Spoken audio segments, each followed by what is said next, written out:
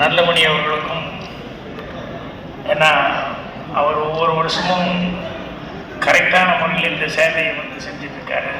அதனால் அவருக்கு என்னுடைய வணக்கத்தையும் பாராட்டையும் தெரிவிச்சுக்கிறேன். அதே மாதிரி நம்ம மரியாதைக்குரிய நீதியின் குரல் பாஸ்கர் சார் அவர் பேசும்போதே நான் வந்துட்டேன். நியாயமாக காலை வணக்கம் தான் நான் சொல்லணும், மதிய வணக்கம் சொல்லிட்டு இருக்கேன் எல்லாத்துக்கும். சரி பேசிட்டு இருக்காங்க, பார்ட்டியில் இது பண்ண வேண்டாம் அப்படின்னு சொல்லிட்டு அதனால் உட்காந்து புஸ்தகம் படிச்சுட்டு உட்காந்துருந்தேன். அதுக்கப்புறமா ஒரு அம்மையார் பேசினாங்க. அதுக்கப்புறமா முத்து பேசினார். ஸோ அறம் செய்ய விரும்பல எல்லாம் ஃபங்க்ஷன் எல்லாரும் விருது வழங்கிட்டு இருக்கும்போது ரொம்ப நேரம் பேசிட்டு இருந்தோம்னா இன்னும் நிறைய பேருக்கு விருது கொடுக்க வேண்டியது இல்லையா? பாஸ்கர் சார்லாம் நல்ல கருத்துக்களை சொல்லிட்டு இருந்தார். என்னென்னா நல்ல பழக்கங்களை வழக்கப்படுத்திட்டோம்னா அது கடைசி வரைக்கும் நமக்கு ரத்தத்தில் ஊறி போய் கடைசி வரைக்கும் இருக்கும். அப்படி நல்ல பழக்க வழக்கங்கிறது அதுதான். அறம் செய்ய விரும்பு அப்படிங்கிறதே ஒரு நல்ல அந்த வேர்டு அறம் செய்ய விரும்பு அப்படிங்கிறதே அதை நம்ம கடைப்பிடிக்கணும் அப்படிங்கிற மாதிரி இருக்கும். ஏன் நல்ல பழக்க வழக்கம் அப்படின்னா, சில பழக்க வழக்கம் தப்பான பழக்க வழக்கம் லேடிஸ் தப்பாக நினச்சிக்கூடாது. என்னென்னா ஒரு பாதிரியார்கிட்ட ஒரு பாவம் பண்ணிட்டு வரலாம்.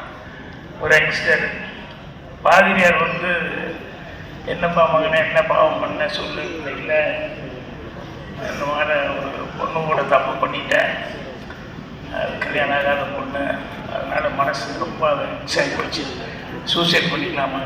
சிச்சி இதுக்காக நான் போய் சூசைட் பண்ணிக்கலாம், என்ன தப்பானது, தப்பாக உணர்ந்துட்டேத யார் அந்த 3வது தெரு மிஸ்டர்ல அதாங்க, இல்லை இல்லை அது இல்லை அப்படின்னா 5வது ஸ்ட்ரீட்டில் வேற ஒரு பொண்ணு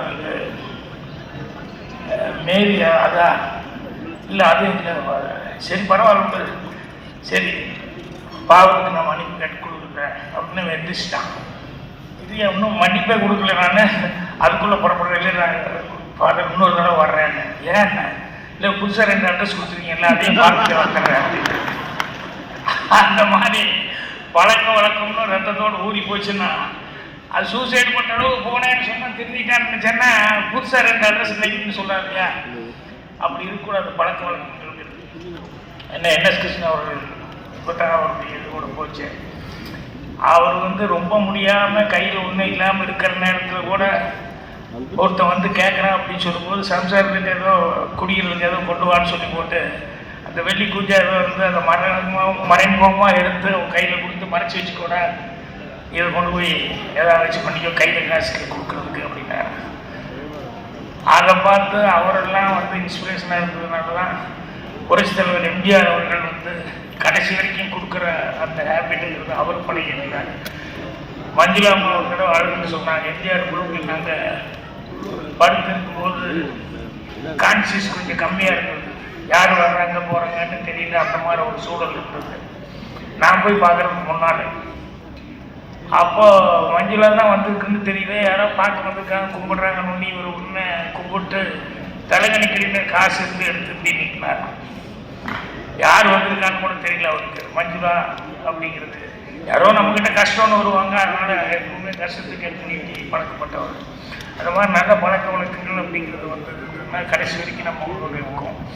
அறம் செய்ய வருது இதில்